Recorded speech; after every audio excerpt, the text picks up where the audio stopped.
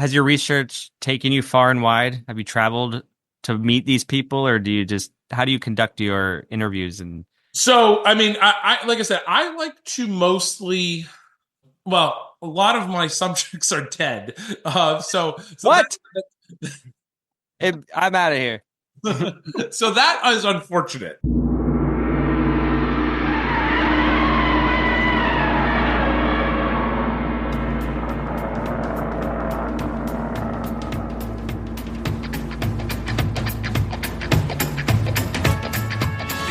Hello and welcome to Camp Kaiju Monster Movie Podcast. We're your hosts, Vincent Hannum and Matt Levine. And we're talking about all our favorite monster movies, the good, the bad, and the downright campy, and asking if they stand the test of time. Traditional kaiju, creature features, space invaders, the supernatural, and everything in between. All strange beasts welcome here.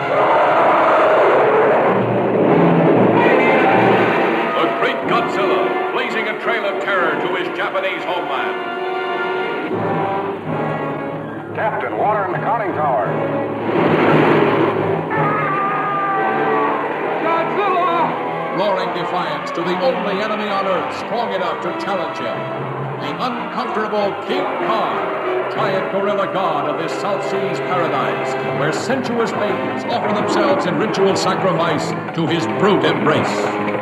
Godzilla has a brain about this size. He is sheer brute force. While Kong is a thinking animal. His brain is considerably larger, about 10 times the size of this gorilla's skull. Being instinctive rivals, there is no doubt that they will attempt to destroy one another. King Kong versus Godzilla, heading for their colossal collision, shattering every obstacle that stands between them in the most fantastic rampage of annihilation ever recorded on film. See King Kong stamp Tokyo into the ground, holding a beautiful girl in his grasp. See Godzilla destroy an entire army. See King Kong trapped by the blazing barrier of 1 billion volts. But nobody can stop the great showdown when King Kong and Godzilla meet to fight for survival of the fittest.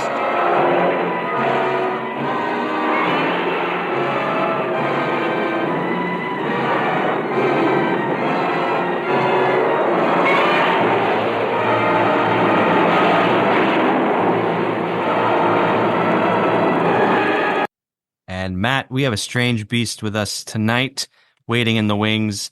Thom Shubilla. He's an author, he's a writer, he's written a new book.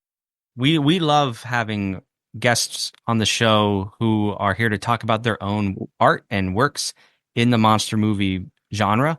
I'm thinking about Shawn Pryor, for one, who came on and talked about his book Kaiju Unleashed. So we're pretty excited. Indeed, yeah, it's always fun. We had Steffi on for a recent episode, Steffi Theodora, to talk about The Abominable Snowman. So yeah, we always love having guest stars on here. Yeah. Special thanks to our Patreon members. You know who you are, but I'm going to say your names because that's what you're owed. And that goes out to Jason, Chris, Sean, Peggy, Superfan Don, the aforementioned Steffi Theodora, and our anonymous patron. Thank you for your support. We hope you like what we got. Indeed. Thank you. And I was just going to mention, Shawn Pryor is coming back on the show. We're going to be talking about, you're bringing this movie to the podcast. You can talk about this if you want to. That's exactly what I was going to say. Look at us. We're mind melding. Yeah. Right. Blacula, 1972, blaxploitation film. Honestly, I only know it by reputation, which maybe the reputation I've heard is like something to be made fun of. It's Blacula. It's the Black Dracula. But after hearing from a lot of noted film historians and all this I'll get into on our episode, but including Shawn Pryor himself, who he chose to bring this movie to the podcast because he says there's a lot to get from this movie. It's not a joke of a film, and I'm really eager to dig into that legacy and maybe give that movie its just desserts. Yeah, I've heard mostly good things about it. I know the title is a little bit ridiculous, but I've wanted to see it for a long time. Yeah, I mean, it's one of my favorite sort of intersections between like horror movies and kind of a unique cultural perspective on like horror movie lore. So I'm surprised that it's taken me so long to actually watch it. I know, and they're same here. I've never seen it. There's a sequel, Scream, Blacula, Scream. I mean, there are a dozen imitators out there. Blackenstein, is that Mhm. right? Yeah, that sounds right. I've never seen that movie either. Yeah, but there are some. So the when I talk about film historians, I'm talking about this documentary I've mentioned on the series before called Horror Noir. It's a Shudder original. Would highly recommend. There's a lot. It's just a really insightful documentary about horror films and the history of horror through the Black African American experience. So it's super great. I learned just a great crash course on blaxploitation, on earlier films, on newer films, and the filmmakers behind them, most of whom are not Black, but plenty of who are Black. And it's just a really rich discussion when you're getting people of different perspectives at the table. Totally, yeah. I've seen some episodes of that show because it's like an ongoing series, right? It might have been released in Okay. an episodic format. Yeah. Gotcha. I haven't seen the whole thing, but it is a really good show. I did want to shout out another movie called Ganja and Hess, which is another kind of vampire movie from an African American perspective. That's a really great movie. That's actually playing at the Heights Theater later this month, Friday, February 20th. So I wanted to shout that out. It's one of a kind, directed by Bill Gunn. I think it's totally different from Blacula, as far as I understand. I've never seen Blacula, but Ganja and Hess is great. Highly recommend that one. That's fantastic. I've never seen it either, but what I have or what I know of it, my impression is more of a somber piece of filmmaking, which we Yeah. love on this show as much as the campy stuff. Totally, yeah. Maybe closer to The Addiction than Blacula. We had recently talked about that movie. Right, right. Matt, you know what movie I just recently saw? Hmm. Have you heard of Bell, Book and Candle? Yeah, I've seen that movie. You've seen it? Yeah, it's a lot of fun. I loved it. Yeah. Yeah, Just tell watched me it more. last night. Yeah. Well, what I wrote on Letterboxd was a whimsical performance from James Stewart, Elsa Lanchester. I Mhm. loved that. Was a wonderful surprise. Jack Lemmon, but I think Kim Novak just steals the show. Her presence is electric in that movie. Fantastic. And you know what I was truly impressed with? The cinematography. Do you Yep. know who did that? I don't. I don't remember. James Wong Howe. Wow. We've talked about him on the show before, right? We have, I can't remember with what, because he's done Yeah. like 100 movies. He's very prolific. Yeah. Yeah, he is an amazing cinematographer and like just a very interesting life story. I think, he shot a lot of movies in like the classical Hollywood era, and I think maybe the assumption is that, he's Chinese ethnically, his family is Chinese, and like so he was Chinese American, and I just feel like the assumption is like there were not too many cinematographers who were, not white at that period of classical Hollywood filmmaking, and he, it's not true, and he's one good example of that. So fantastic. We'll talk Yeah. more about Bell, Book and Candle later, I'm sure. Hasn't this cat got anything better to do? Couldn't you give him something to read? I'm more in love with you than I've ever been with anyone.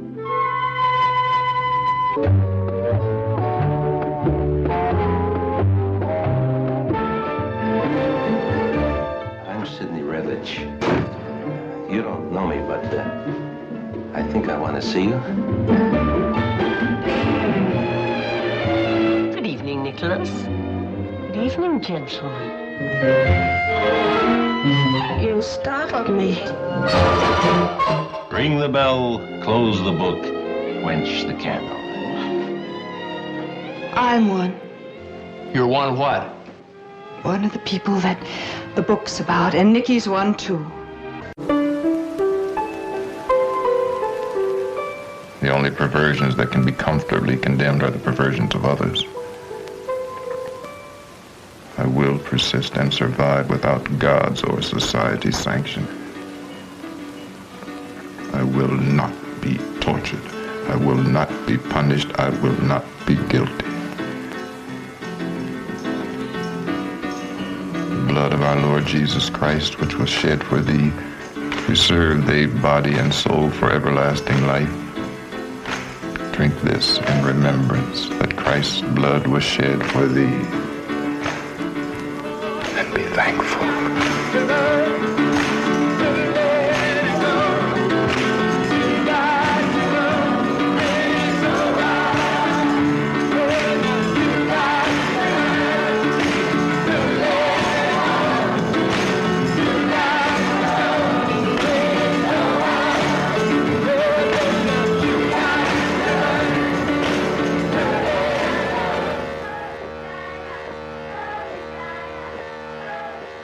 He's not a criminal. He's a victim.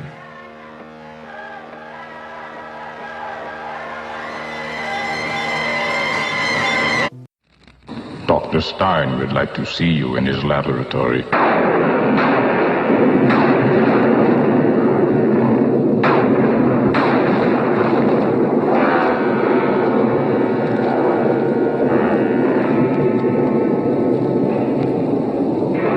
What brings you to California? Well, I just arrived from New York. My fiancé was wounded in Vietnam, and the doctors there wrote and told me he was being transferred to the Veterans Hospital here. He was seriously wounded when a landmine went off under him. Eddie, this is Dr. Stein, the doctor I studied with when I was in school. Now, tell me once again, Eddie, what do you feel? That was my middle finger. That's correct.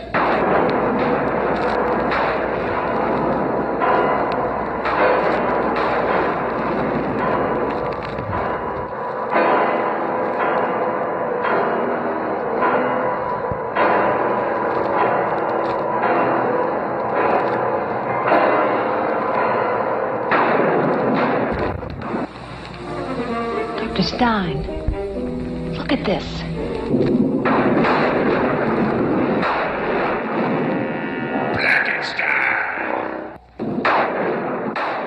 Yeah, welcome, Tom. Thank you. You know, the great thing about our setup is that it's not live. We're not recording live. Like I said, I'm a professor at a community college, and I have a late night class on Tuesday that I occasionally teach. So, yeah. Well, we thank you for making the time. Oh, yeah, no problem. I just like talking about this stuff. So, us too. And Tom has written a book called King Kong versus Godzilla, the most colossal conflict the screen has ever known. Yes, it's a work of love, to be perfectly honest with you. And I've two books prior to this. One was called Primetime 1966-67. It was about the first season of color television, or entirely color television, I should say. And then the second one was called James Bond in the 60s Spy Craze, and dealt with the James Bond movies and knockoffs and spoofs and exploitation of the era. But my first love of everything is monsters. I'm a monster kid. I've always loved monster movies, and I've been involved with that. I've written for Scream magazine, Monster Bash magazine, and when I take it to conventions like Monster Bash convention, things like that, people would say, "Well, where's the book about monsters? Like this is what we want. Like, and this is what we expect from you." And so I was like, I don't know what to write about. Like, I felt like everything that I love has been written about to death. You know, I love Godzilla. I love King Kong. I love, Dracula, Frankenstein, Wolfman. I love my classic monsters, but everything's kind of been done to death. And I wanted to focus on a singular subject. And so I was kind of like looking through stuff, and I started writing about my original idea actually was monster rally films. So films with multiple monsters. So I started with the Universal. I started writing about those. I got on to, a couple later things. And I started writing about King Kong versus Godzilla. And I'm like, oh man, this is an awesome subject. This is such a cool movie. It's such a fun movie. I love both these monsters. And then I said, has there been a book written about this movie? And there hasn't. And I'm like, jackpot. So I scrapped everything that I had at that point, and I went gung-ho into this film. And yeah, so here I am with it. So it was a lot of research, and like I said, it was a real labor of love, I guess you could say. That's such a real journey as a writer. I mean, Yeah. Matt and I are both writers, and you're like, okay, it's been done to death, but like, where's the angle I can get in and like add a fresh perspective? And there's always opportunity for that. Sure. And King Kong versus Godzilla, the production backstory is so interesting and rich. And yeah. And Honda's involvement and how he, his hesitation with the material, and he himself, Honda, is thinking, what fresh perspective can I even lend to this genre monster movie that, I mean, he at this point in Honda's output with Toho, right? He was feeling a little, I don't know, how would you describe it? His approach to the rubber suit monster genre. From what I've kind of gathered, it was he definitely had an interest in the subject. He definitely, I think he probably was a little hesitant to bring a little bit more of a fun factor, a child, like something that would maybe appeal to children. I did in the book. I did an interview with Linda Miller, who was in King Kong Escapes, and she wasn't in King Kong versus Godzilla. Unfortunately, I couldn't find anybody from King Kong versus Godzilla who's alive or willing to talk to me and doesn't have a language barrier here. So I thought, well, okay, she's the next best thing. Linda Miller was super nice. She lives in Virginia. She speaks English, and she wants to talk about her experiences because she was kind of out of it not out of it, but she had no idea that anybody cared about this kind of stuff. She had no idea that there was a podcast like this that was obsessing over her movies, or her movie, I should say. She was in one movie, and she was in The Green Slime, but she was a extra. But I asked her about that. I asked her about Ishiro Honda, and I asked her about, like, what sense did you get out of him? Did you get a sense that he really loved this stuff, or did you get a sense like he was a company man or salary man, I guess, and really liked making this stuff? And her kind of experience was like he really liked, he was probably given marching orders from Toho. Yeah, he probably didn't have a whole lot of say in what he was going to do, but he did love the genre. So clearly he took it in a way that he took what he loved. He did what he loved. And that was making these movies. And he and Tsuburaya both loved King Kong. So I think that this was their chance to make that monster that influenced them to begin with. That's such a great point. Like that I guess I hadn't thought about before, the fact that like we take King Kong for granted, but in 1962 this was the first Kong film in 30 years. Yeah, that's a big deal. And now these guys who they themselves, you could say, were monster kids, Tsuburaya and Honda, they loved King Kong, and here they are getting a crack at it. Yeah, they were definitely part of that first wave, first generation of monster kids, of people that discovered this stuff before Famous Monsters of Filmland magazine, before the Shock package, where you could say definitely guys like, Ed Wood in America, even, where he was, trying to create these classic horror movies, poorly in America, but they all were part of that generation. Yeah. That saw these movies originally and were inspired, and there was a bit of a lull in the late 30s of new people doing it, and even in the 40s. I think of someone like Ray Harryhausen and Ray Bradbury. You know, they grew up. They're very outspoken in their interviews. Yeah, I saw King Kong when I was a kid in 1933, and now I want to do that. Yeah, absolutely. Yeah, and yeah, definitely King Kong. Yeah, King Kong did start it all. King Kong, that certainly inspired people. One, I guess, theory that I have in the book is that King Kong in 1956 played on WOR New York television for a week straight. So twice a day, 3 times on the weekend, which is incredible. And at a time when you had 4 television stations, maybe there was like 6 in New York, which is incredible. Which is just monumental. It apparently got monster ratings, no pun intended, and there it is. People still care about this movie that's at that point was 33 years old. So that really kicked off again kind of this television craze of monster movies. And yeah, and then so King Kong definitely always kicks this off. King Kong was always the catalyst of things. From there we had movies like, again, in the meantime, Godzilla eventually, coming out later in that decade. So we had, Godzilla and yeah, everything else. So everything else. Godzilla and Kong, baby. Yeah. Tom, you talk about this a little bit in the book, but I was just wondering if you could talk a little bit about like how you first got into monster movies when you were a kid. You write about absolutely watching old VHS tapes and everything. So yeah, it all started. Yeah, my parents. I have a story in the book that apparently the day before I was born it's the family story. The day before I was born, my mom watched a tape of the incredibly strange creatures that stopped living to become mixed up zombies. I never had a chance in life. Straight up. Doomed from the start. Yeah, I was doomed. And yeah, my dad kind of just obsessively recorded a lot of these things from Philadelphia television that were airing really cool movies at the time. King Kong was definitely on those tapes. I still have them, and I could go back to them occasionally.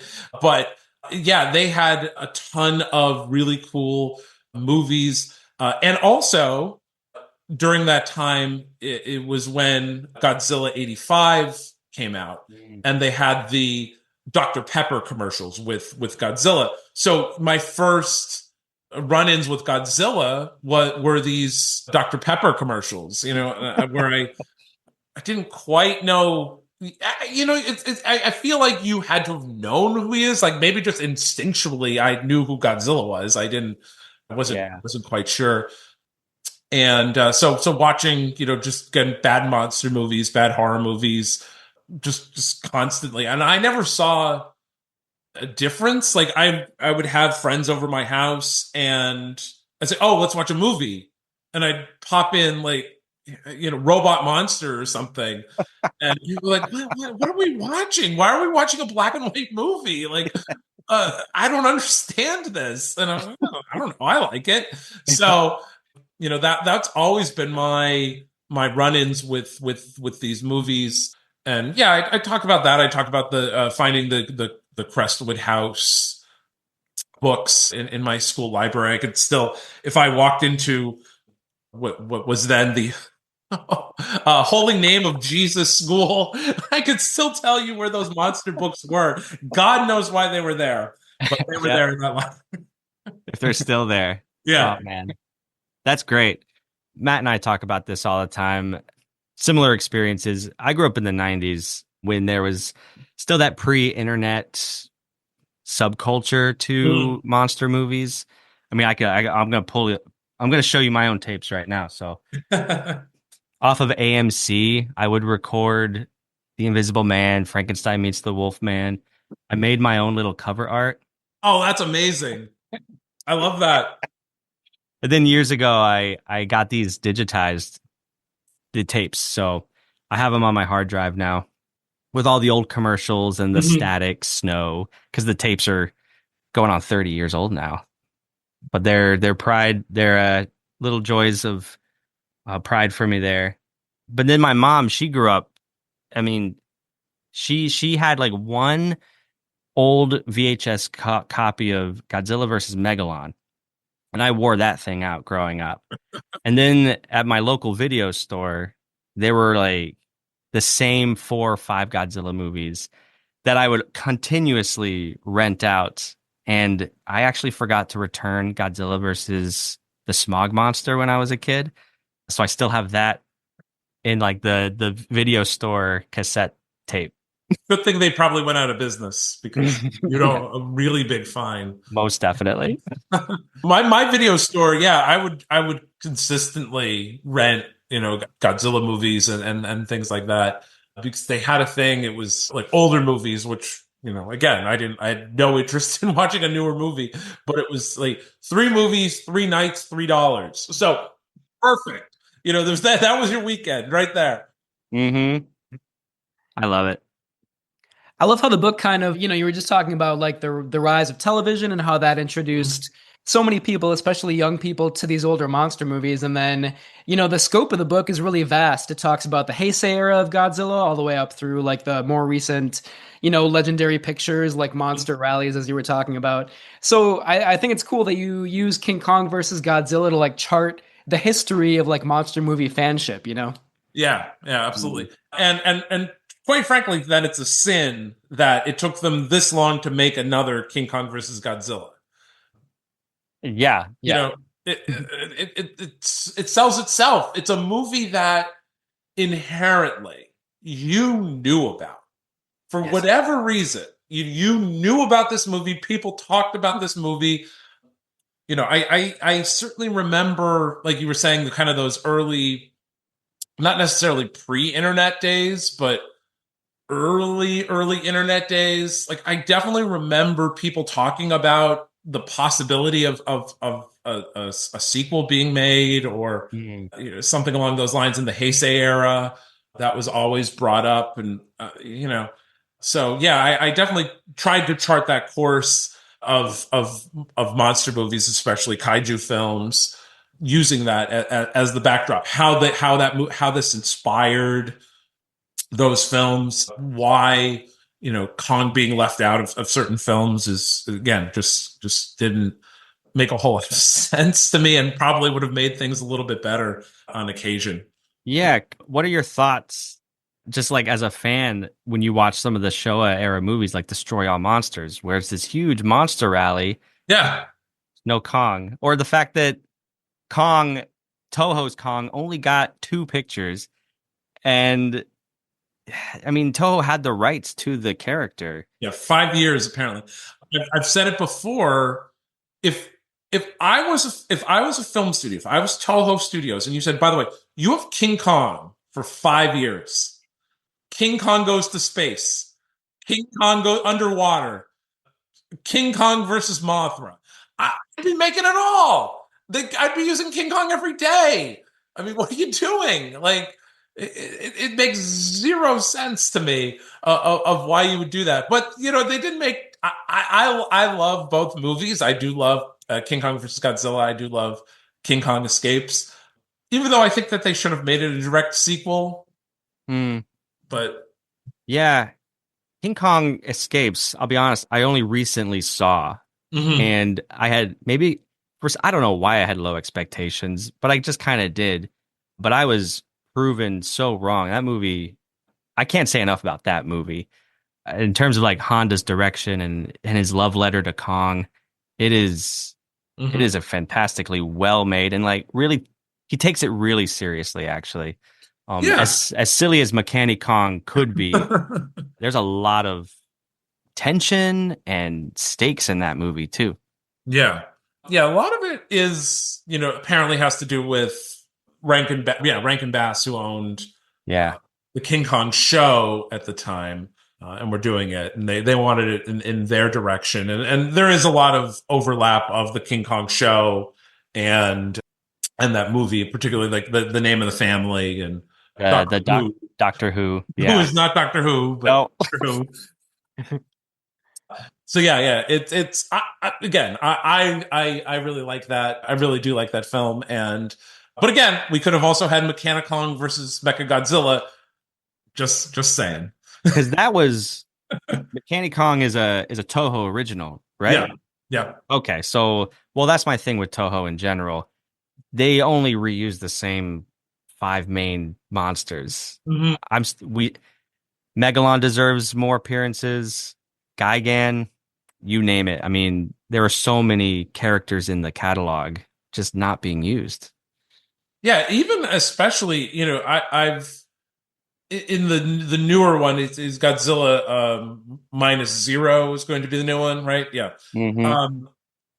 I've seen a million fan theories in the last 2 months or so of what the monster could be that possibly Godzilla fights. Yeah. How do you feel? What are your I would love to see the Smog Monster. I would love to see that. One of my favorites.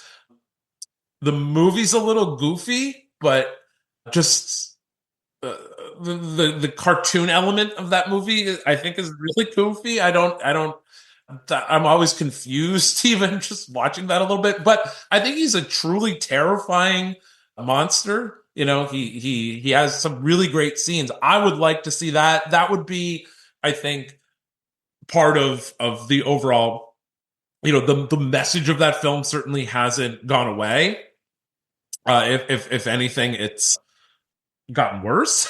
Yeah, honestly, more needed than ever. So more need of that than ever, and who to save us than Godzilla than Godzilla. So I would like to see that. That would be cool. But again, I'll take what I can get. Right. Anytime there's ever going to be a Godzilla movie, I will see it in the theaters. Even whatever just off the walls dumb fun that this legendary output has been. I mean, Matt and I saw the latest Godzilla X Kong with a group of people. We don't think it was like a great movie by any means, but we had a lot of fun watching it, right? Oh yeah. Yeah, you can always have fun watching those films. You could always have fun watching a Godzilla film. So that's the one thing that stayed with them. I do miss the Suitmation days, though. Like to see all the CGI. It's impressive, but it just doesn't. It's not the same, Yeah, I think it was, and I may have mentioned it in the book. I don't even remember at this point. I think it was Leonard Maltin. Leonard Maltin said something along the lines of, when it's a man in a suit, you know it's fake, but it's real. Like, I could go to somewhere and I could touch that suit. Like, I could hold the Godzilla suit and the King Kong suit. I could hold it up. I could touch it. It's tactile. But CGI, it looks real, but it's fake. Yeah, like, it's zeros and ones that could be manipulated and deleted.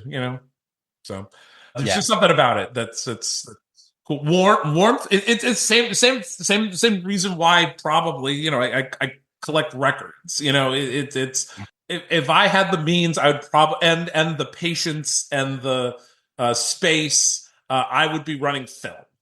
Right. Why I like going to a movie theater that shows film. There's now a movie theater about an hour from my house, the Gap Theater in Wind Gap, Pennsylvania, that shows exclusively 35 millimeter prints.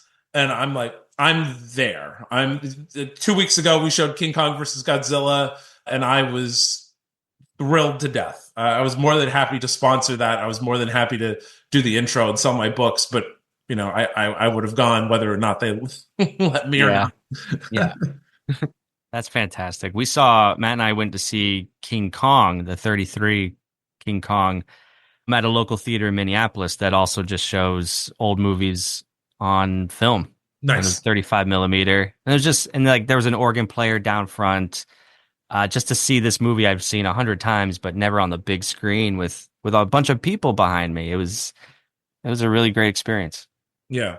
Kong's always a great movie to watch on the big screen. The thrills, as it was meant to be. Yeah, totally. Yeah. I've incorporated Kong, even though it was, I don't know if it was before I was born, but I definitely have zero recollection of it. But I think it ended early 80s. But Kong is my Thanksgiving movie. I watch King Kong every Thanksgiving. Once again, WOR that originally showed Kong in the 70s showed King Kong on Thanksgiving. Then they expanded it to Kong, Son of Kong, and Mighty Joe Young.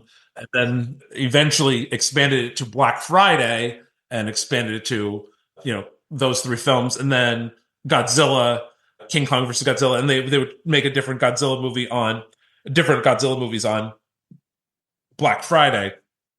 So King Kong is that's what I want to do on Thanksgiving. Somebody says, what are you doing on Thanksgiving? I say, I'm watching King Kong. Like I don't know what else there is. Totally. What else do you need? That's it. Yeah. It's America's monster. Yeah. Goes perfect with Thanksgiving. Tom, you do talk in the book a little bit about Frankenstein Conquers the World, which is a movie that I like. It's such a bizarre movie. We've talked about that on the podcast before. But, I get the sense, like King Kong versus Godzilla, you wrote a whole book about it. So obviously that has like a special place of love in your heart. Why do you think Frankenstein Conquers the World maybe doesn't have that same appeal, at least for you personally? It doesn't have the same fun that King Kong versus Godzilla has, even though it actually... The premise of the film is dynamite. Just that first 5 minutes of that film, I can watch all the time. Sometimes I just put on the first 10 minutes of that movie of that Dr. Frankenstein is working for the Nazis. They move the heart. The heart gets moved to Japan. The atomic bomb. Wow. That's like who thought of that? That's incredible. So, but then after that, I think it just kind of it goes downhill a little bit. I love the film. I can watch. I do watch it a lot, but sometimes I just need that first 15 minutes of that movie. Yeah. How can you live up to that beginning? Yeah, you can't live up to that beginning, and it's not as fun. It's not. It's just simply not the same. It does have the giant octopus, which I do love. It has probably the original ending of the King Kong versus Godzilla sequel, where they get sucked into the ground, things like that. So, case in point, Toho, if you're listening, we need more giant Frankenstein kaiju movies. Yeah, the Gargantua's back. These are prime characters just sitting on the shelf too long. I completely agree. If I had the means, the means and the characters, that would be there. There's somebody that it is a studio that is very protective of their intellectual property. Intellectual property. So use.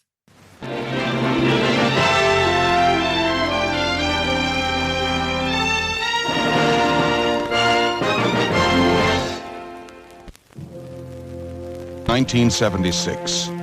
The American merchant vessel Petrox Explorer has just set sail from the port of Tsuburaya in search of oil. What they find will shock the world. We may be sailing into the history books.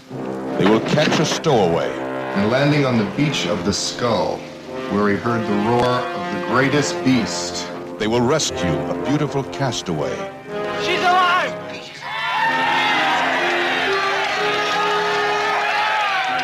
Maybe my luck has changed. And they will discover an uncharted island that is the home of the most incredible creature on the face of the earth. A creature called Kong.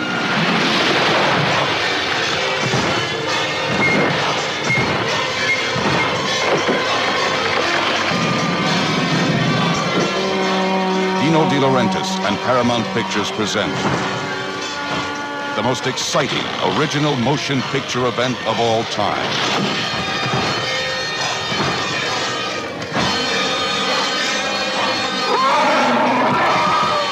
King Kong.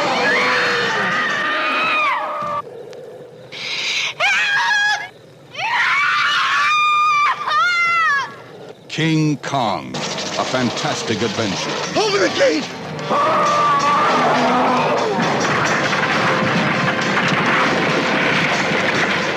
King Kong, a colossal achievement.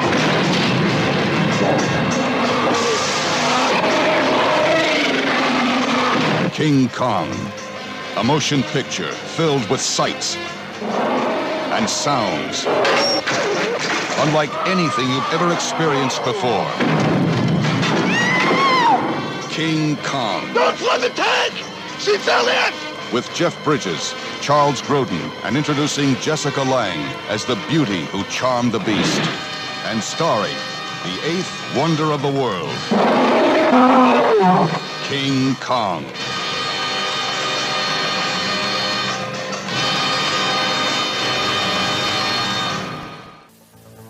In 1956, he first appeared on motion picture screens across the country. His impact on audiences was instantaneous and unprecedented. His acting technique was revolutionary. His presence overwhelming. He possessed more raw talent than any performer of his generation. He soon became an international legend, a giant who took the world by storm. Then, suddenly, at the height of his fame, he retired from motion pictures. Now, he is back, and he's more magnificent, more glamorous, more devastating than ever.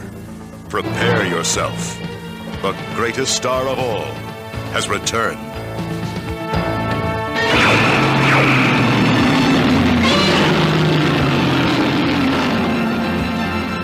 Godzilla 1985. Coming soon to a theater near you. We were talking about King Kong. Just to go back to that guy, Matt and I have covered on this show. We've talked about King Kong 1933, talked about King Kong versus Godzilla, the Peter Jackson King Kong, and the Dino De Laurentiis Kongs, which I'm sure, Tom, you have opinions about. Yeah. How do you feel about that? Those De Laurentiis entries? I think King Kong Lives was unwatchable. I thought King Kong was cool. I like the merchandising of that movie more than anything. I have the viewfinder, the Viewmaster of King Kong, incredible. I have the Jim Beam bottle of Kong. It's great. I don't. I don't even drink, but I have it. Like, it's great. I think in the book I have they had a recipe for like King Kong something or other, King Kong orange juice, or I don't remember. I think I have it in the book. But I think if the giant mechanical Kong had worked, if the giant mechanical Kong had worked in that movie, I think we'd have a completely different opinion of that film. It was, I think it's in that movie moving for less than a minute. Yeah. Shot. There's him at I think it's Shea Stadium or whatever it's supposed to be. Yeah. So it's him at Shea. And that's really it. They really had like just this mechanical Kong that like was supposed to, the way that they pushed it was that it was going to be this groundbreaking special effect, and not even a special effect. It was a practical effect, this groundbreaking practical effect, because they built the whole monster. And, and most of the time it's Rick Baker in a suit, which, again, wasn't great, Maybe it would have been better as a, claymation. It may have been better which was somewhat out of vogue at the time, but it could have been done a little bit better that way. Story-wise, I think it was solid, but I think the suitmation at that point was just a little goofy. But again, if the Mechanicon had, or the Mechanical Kong, not Mechanicon, they should have had Mechanicon again. If the Mechanical Kong had worked, I think it would have been a lot better. And I always heard stories about that, about like when they brought the monster to New York, when they brought him to New York and they had him on the street, like people were like ripping him to take souvenirs. They're like rolling Kong's eye down the street. My biggest takeaway with the King Kong 76 is I like the movie fine, right? But I was really underwhelmed by Skull Island and the lack of monsters. Like there's just nothing there. That was Skull Island is part of the charm of King Kong. This is something that I like to ask people about King Kong and particularly in those, for fans of the original Kong with Skull Island. Okay, where they have, Fay Ray tied up and Kong comes to the jungle and takes her, and then the T-Rex comes and the thing. So do you think that that's every day for Kong? Is that just like a day at the office? Or is this a particularly bad day? Like, oh man, today like a pterodactyl attacked me, or again, is this just another day at the office? This is every single day for Kong. It's like, okay, I gotta kill another dinosaur here. That's a good question. Yeah. I kind of got the sense that Kong tried to like lay low, like in his cave lair or whatever, maybe tried to give some distance to the dinosaurs. That was my impression. Yeah. But then he couldn't resist Fay Ray's charms, That's true. But now I wonder, is it every day that he gets a female sacrifice? Or is Fay Ray just like, well, I mean, actually the way this like, what's it called? Altar is set up. It seems like the at least the human element is a regular feature. Well, when he does come to her, he's knocking over trees. You think those trees would be knocked over already? Those trees would have been knocked over. Yeah. That's a good question. As you can tell, I've put a lot of thought into this. I was kind of hoping the sacrifices were maybe like a yearly thing or like every couple months. I hope they're not daily. That is very disturbing if that's the case.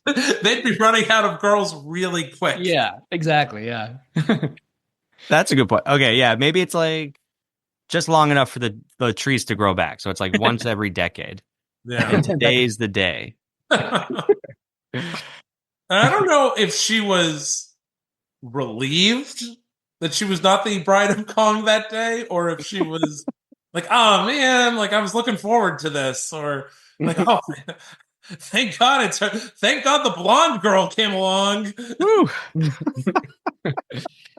We don't need these other jokers though. Driscoll and them. Yeah. Yeah, Skull Island is the charm. Skull Island is, it's a place of, what is it? What is Skull Island? Things like that I think makes it the charm. And the only thing that I like about Son of Kong, which is far inferior movie, the only thing I like about that movie is that Denham, escapes New York. He's all these creditors that are saying, hey, you destroyed half of Manhattan, with your monster, you have to pay for it. So he takes a expedition and he goes back to Skull Island, and the tribal chief is like, no, you destroyed our island, you idiot. Like, what, you owe us money. So he's like, so no matter where he goes, if he goes to the most remote island on earth or the largest city in America, they're after him. So I think that that's cool. I think that that was a really cool element that they probably should have expanded on a little bit more, but I do love the fact that it's a direct sequel. Like it dovetails perfectly with the first film. It's such a campier film. It's goofier. One day we'll talk about it on our show, Camp Kaiju, because it's just talk about camp. It's load. It's all camp. It's just. Well, and I mean, they rushed that out. I mean, it came out the same year as Kong, which is wild. Like it took them so long to make King Kong, and then it was we're just rushing at it. One of the reviews was, it took them, let's say 46 minutes. I don't quote me on that, for them to get to the monster, for them to get to Son of Kong. And so again, I was looking at that review and I was writing it, and I said, how long does it take for them to get to King Kong in King Kong? 46 minutes. So the same amount of time, but just that beginning part was so much better than Son of Kong. Yeah. And then Peter Jackson took a 90-minute movie and made it 3 hours somehow. But and also it was some of the most boring parts, like New York without King Kong, New York with Fay Ray. You're not wrong. You're not wrong. Yeah. Self-indulgence can be a bad thing. You know, I feel like that. I don't mind the Peter Jackson King Kong, but it's like, maybe if producers had been like, you need to give us a 2-hour movie, that might not have been the worst thing, you know? Yeah. I saw that one in the theaters. Yep. Yeah. Same. Yeah. I did too. And I think the front row was people who drank for the first time in their lives and all of a sudden went to a monster movie, and it was not an enjoyable experience. That's too bad. We've all been there though. Oh, I was just gonna say real quick about the '76 King Kong. I like the cast, Jeff Bridges and Jessica Lange. Yeah. Like relatively early, like right on the cusp of superstardom. It was Jessica Lange's first starring role, so the cast is good. Yeah, I certainly like the cast. I certainly like the ballyhoo behind it. I like anything like that behind a movie. And I think we haven't really seen something like that in recent memory. Maybe maybe the 98 Godzilla certainly had something similar where that was big, real big. Yeah, talk about merchandise. I still have mine because I was 7, and for a 7-year-old, like Godzilla toys all of a sudden and everything. Of course, it wasn't actually the Godzilla I knew and loved. Yeah, but I was taking what I could get, I guess. Yeah, even the soundtrack. The soundtrack was big. Yeah. Yep. Oh, the Taco Bell commercials. Taco Bell commercials. There was everything. I think there may have been a Subway. I think something like that. Size does matter. Yeah. Yeah, that may have been Subway. Yeah. So yeah, that was it. That was everywhere. So yeah, definitely the merchandising opportunity on that film was there, and something we just don't get anymore. I don't think people get that excited for it. Welcome to Taco Bell. Can I take your order? Let's see. 1,000 burrito supremes, 700 Mexican pizzas, and what are those new gorditas? Hey, Godzilla, want something to drink? Godzilla's at Taco Bell on 4 collector cups, and now you can put them in a cool Godzilla cup holder. Get them while supplies last. From the ocean's unfathomable depths, a gigantic, man-like creature appears.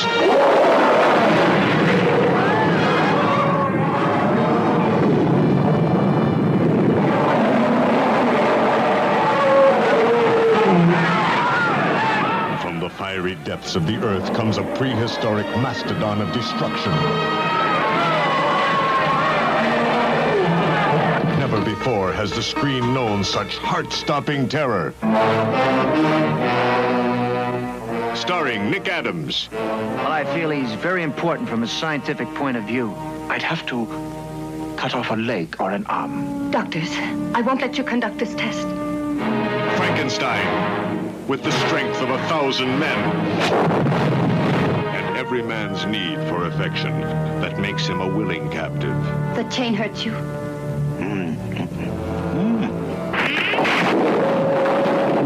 The new scoop of the century. King Kong. Mammoth. Behemoth. Goliath.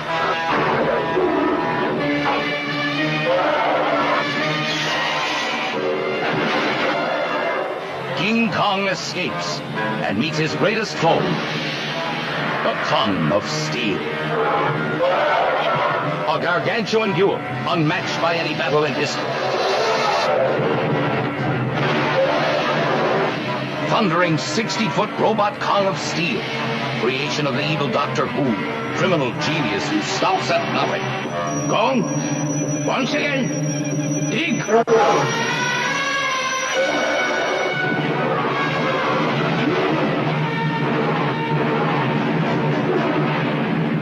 King Kong shakes the earth.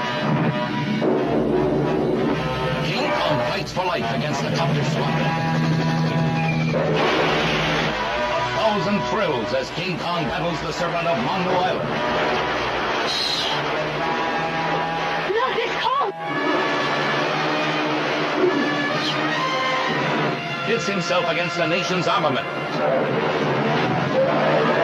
And plunges a beautiful girl into a world of terror. King Kong in a duel to the death.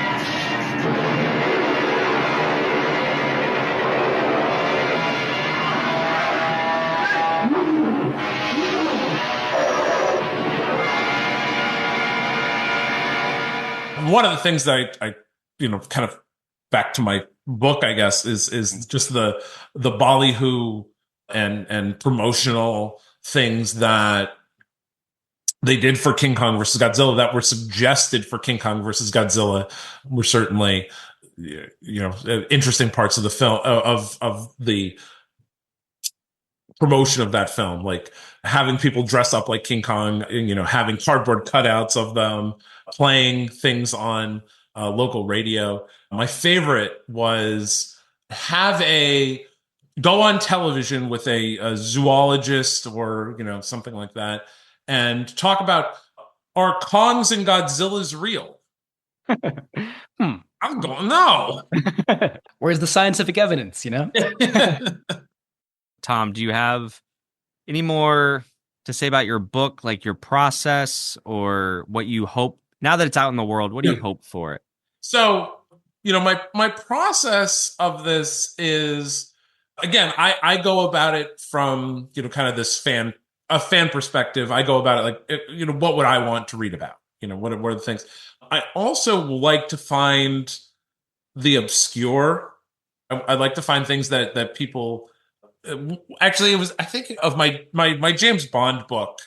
One of the criticisms, I think it was on a Google review or Amazon review or something like that. I think it was me, actually. I don't know, but go on. You're the one. It was something like, Tom dives into obscure facts that nobody cares about or something like that. And I was like, well, yeah, that's the point of the book, dude. Like, read a Wikipedia article if you don't want obscure facts. I could give you a brief overview.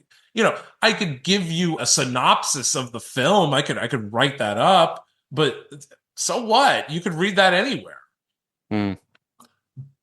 I did give a blow by blow in King Kong versus Godzilla, and just because I felt it needed to be there. But again, just overall, like I'm not going to give you a synopsis. So this book isn't necessarily a synopsis of the film or anything like that.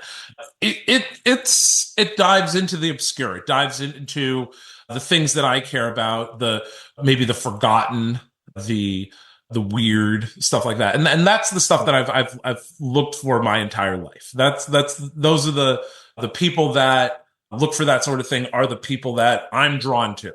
Those are my friends. I want to be friends with you. I want to have conversation with you if you like the obscure or the weird.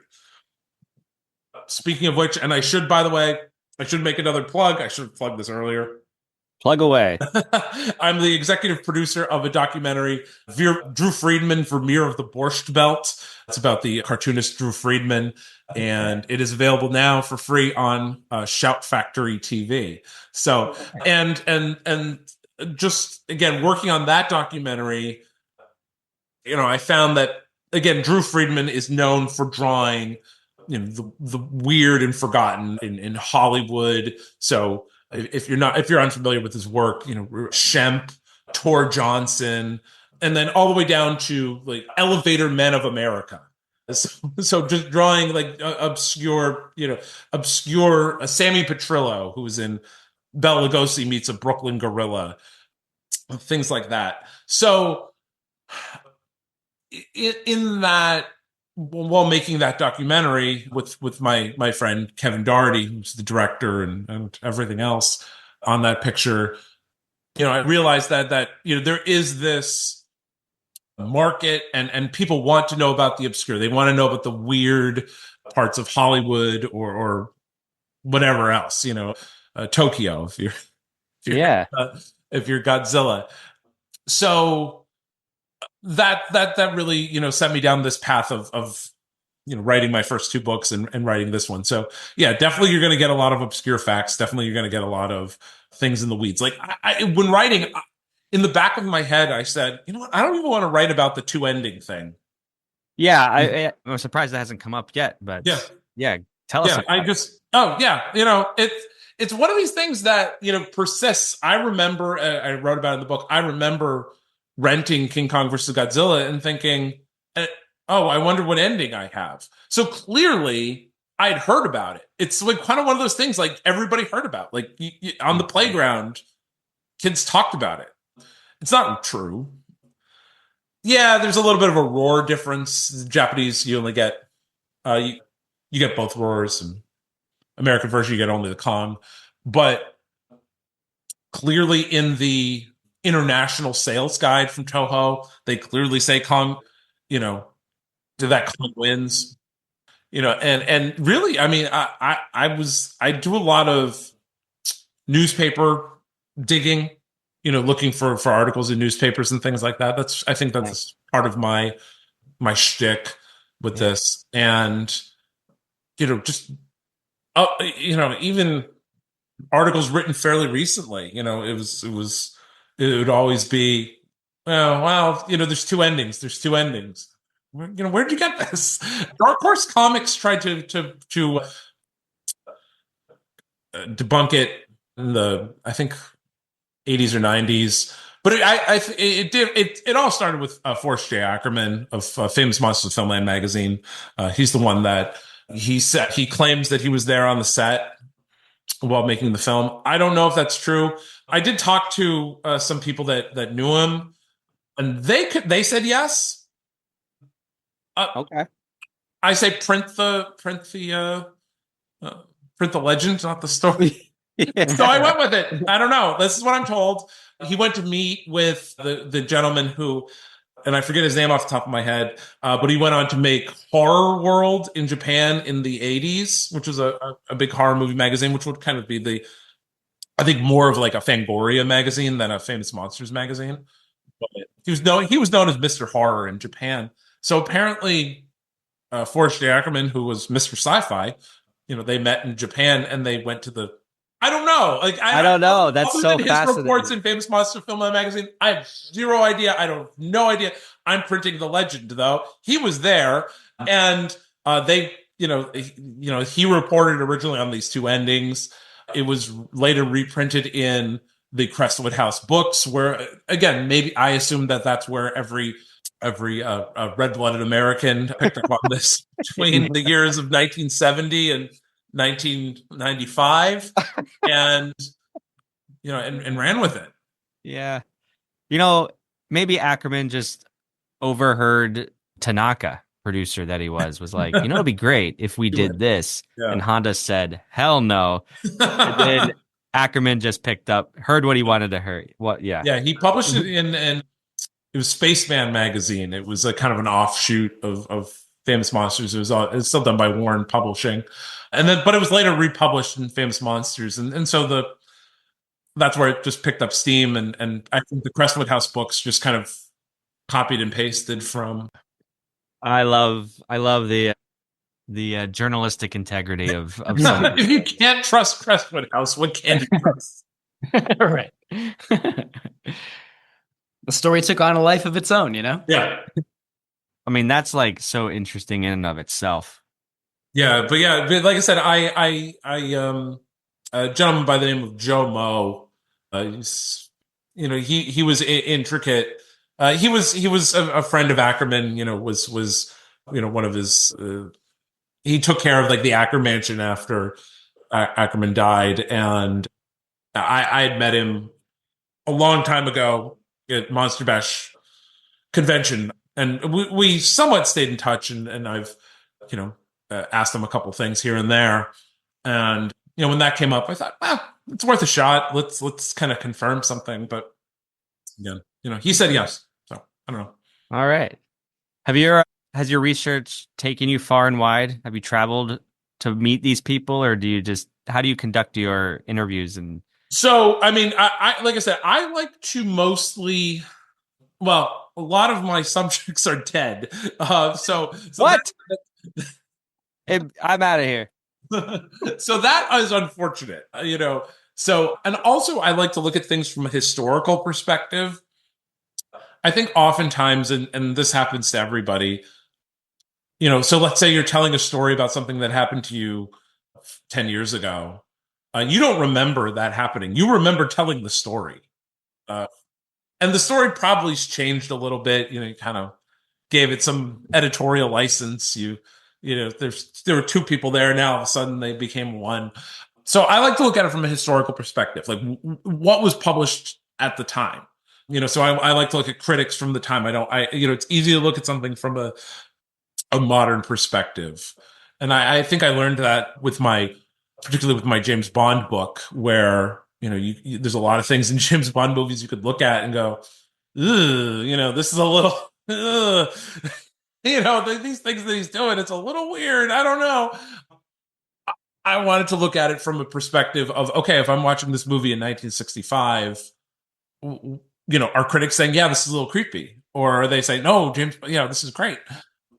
So that's kind of what I often want to look at. So I want to look for old interviews. I want to look for old reviews, interviews, source material, things like that. So yeah, certainly Linda Miller was the first interview that I actually did for a book. Yeah. Again, it's the end of the text. And I think it adds, because, well, number one, because she was in really four things. She was a model. She was in King Kong Escapes. She was a model, and Rankin said, oh, hey, let's get her. And she has some really great stories. She was in The Green Slime, and she was in an episode of My Three Sons. And she was on some other, she was in some show in Japan where she played a princess or something. So she was in four things. So you're not going to misconstrue anything. You're going to have a pretty good memory of your time making studio films. Yeah. King Kong Escapes with Ishiro Honda and Tsuburaya. It's like hitting a home run right there. Yeah, that does it. You had one at bat in your career and you hit a home run. You don't forget that. Yeah. The only other one that I can think of, that's done better is, what's his name from The Godfather? I can't think of his name. Fredo. John Cazale. Yeah. Is that the actor's name? He was in like 5 movies before he died. He was in Godfather 1, 2, The Conversation, Dog Day Afternoon, Deer Hunter. All Grand Slam. Yeah. Grand Slam out of the park. That's it. Yep. So it's him and Linda Miller. So The Green Slime maybe is more of like a single for Linda Miller. Maybe a bunt, hit by a pitch. Yeah, there we go. I think that's a great note to end our evening on. Thom, this was absolutely terrific. Thank you for joining us. We'll put links to all your books and your documentary. Great. Anything else, just email me. I'll put it in the show notes. Yeah. Thank you, Thom. It was a pleasure. We'd love to have you back. I'd love to stay in touch. Let me know how things are going. Yeah. I'm working on a book now. I don't have a publisher yet. I may go back to Bear Manor. It's called Monsters Belong on Television. It's actually kind of a takeoff of the King Kong versus Godzilla book. I said something in there like the King Kong airing on WOR television proved that monsters belong on television. And, again, thinking about, becoming watching those tapes and things like that, and how intricate,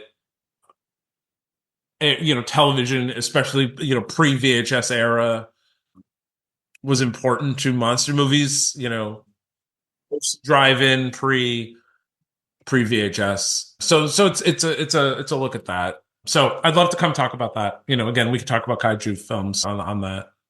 Heck yeah, but yeah, we talk about all kinds of monster movies. So you talk about monsters on TV. I'm thinking about, it's not Elvira. It's the woman from Plan 9 from Outer Space. Oh, Vampira. Vampira. Yeah. Thank you.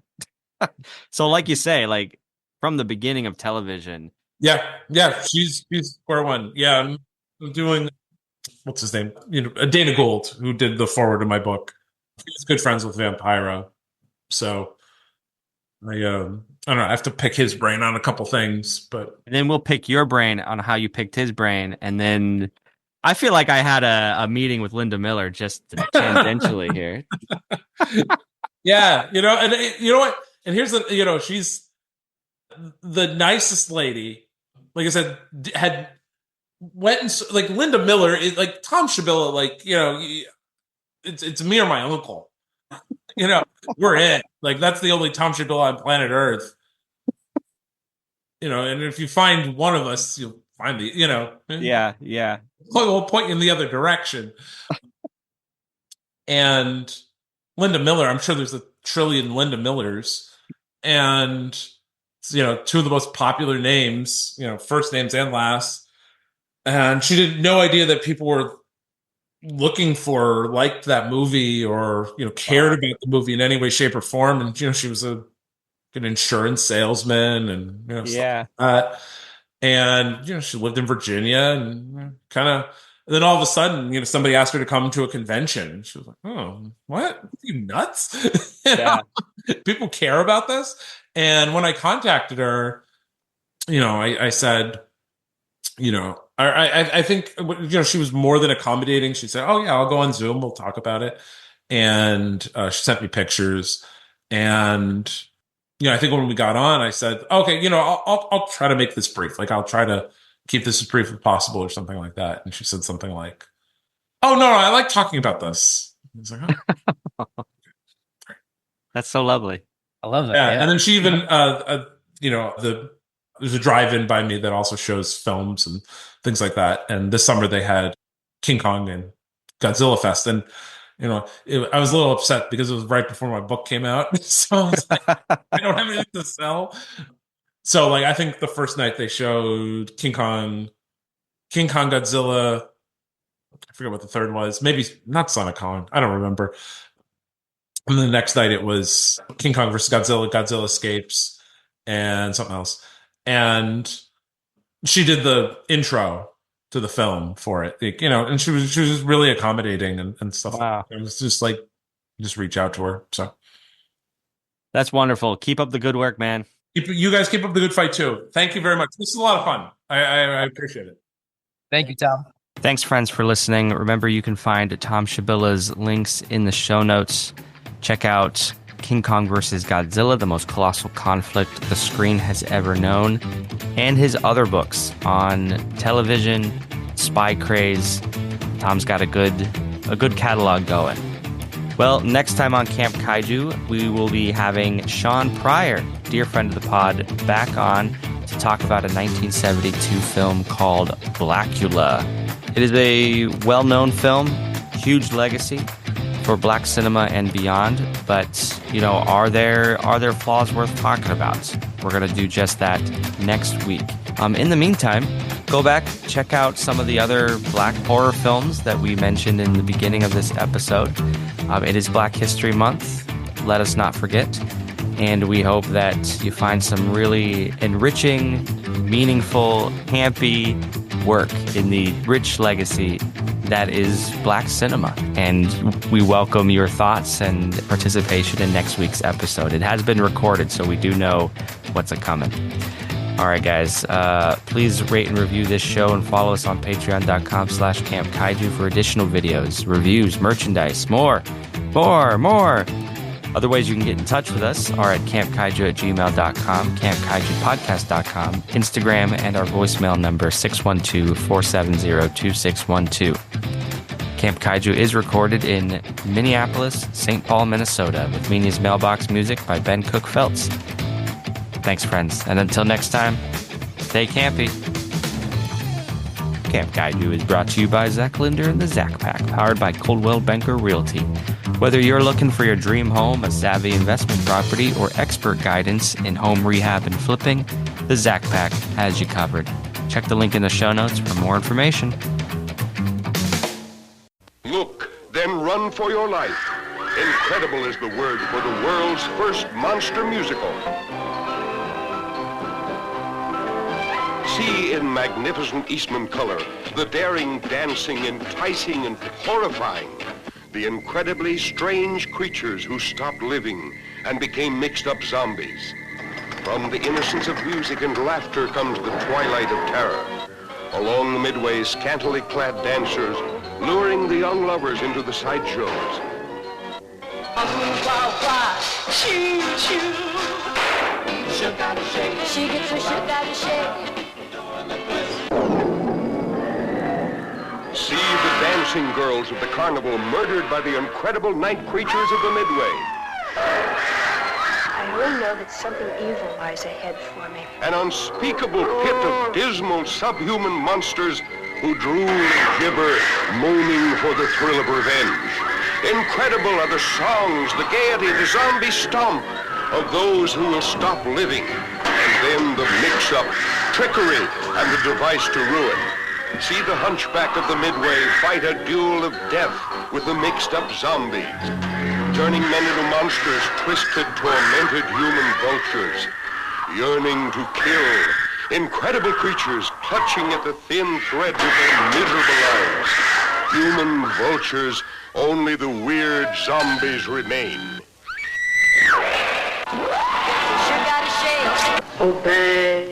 Who is the woman branded in birth wearing the wart of horror? Do as Madame Estrella said. The world's first monster musical. The incredibly strange creatures who stopped living and became mixed-up zombies.